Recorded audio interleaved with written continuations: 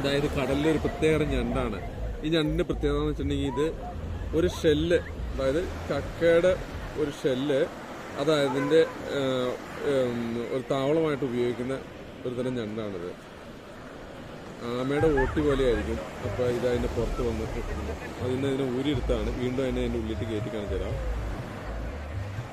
കയറി ഇരിക്കുമെന്ന് അറിയില്ല, ചിലവർക്ക് ശരിയാവും ചിലവർക്ക് ശരിയാവില്ല എന്ന് പറഞ്ഞാൽ മിക്കവാറും തന്നെ